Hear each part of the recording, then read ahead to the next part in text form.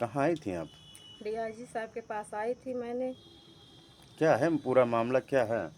मेरे घर के लेके विवाद, मेरा जेठ श्रीवरण, जब मैं घर गई 5/6/2024 को, तो वो घर के अंदर मुझे ने बाथरूम की वीडियो बनाया और मुझे मारपीट किया और कान का मेरा पर्दा फाड़ डाला। अब मेरे दहेज का बर्तन नहीं देते हैं और मेरी जेवर सब रखे हुए हैं और मेरे पति पर आरोप लगाकर झूठा मुकदमा लिखाते हैं। ये गांव के लोग कौन है तुमको परेशान करते हैं? कौन गांव के लोग हैं क्या कुछ?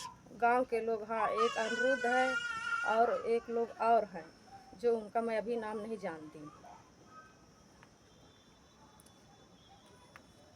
और वो लोग मुझे बहुत परेशान करते हैं। अब मैं थाने भी गई तो मेरी कोई सुनवाई नहीं हुई है। इसके बाद मैंने एसपी साहब के पास गई 6 को नहीं।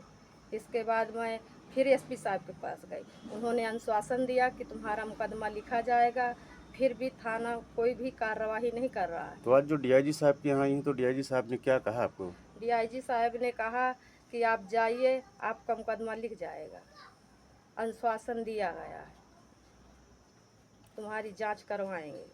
तो दरोगा जी कह रहे हैं कि तुम्हारे पति के ऊपर आरोप है, ये क्या है मामला? ये सब फर्जी तरह से मेरे पति को और मेरे को फंसाना चाहते हैं। क्यों फंसाना चाहते हैं? ये इसलिए कि ज़मीन हमारी हड़पना चाहते हैं, क्योंकि ये लोग गाय न आए, इनकी राजनीति खराब कर दे और जो इनकी ज़मीन है पूरी हड़प ले। तो गांव में कितनी बीघे जमीन है आपके? 2 बीघा है हमारी ज़मीन है गांव में। मुझे घर भी नहीं दे रहे हैं। जो घर के पेड़ हैं उनको भी कटवा लिया जाता है। जो मैं घर के पेड़ों के लिए कहती हूँ तो मुझे मारपीट करते हैं, मेरे बच्चों के पर भी मारपीट करते हैं और मेरे पति पर भी मारपीट करते हैं और अपनी लड़की को लेकर फर्जी मुकदमा लिखाते हैं।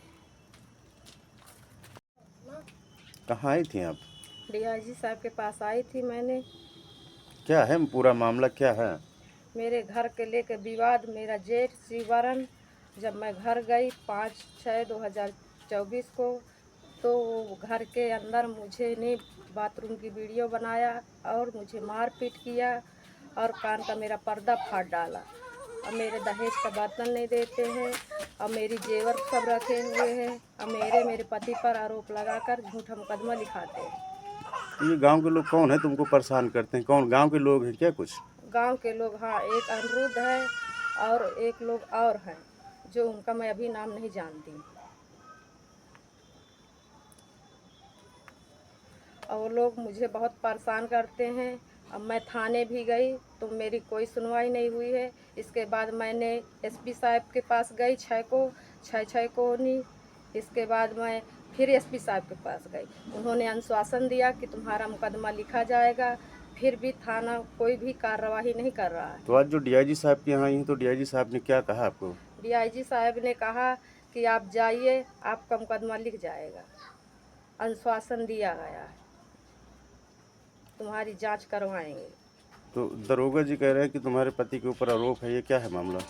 ये सब फर्जी तरह से मेरे पति को और मेरे को फंसाना चाहते हैं।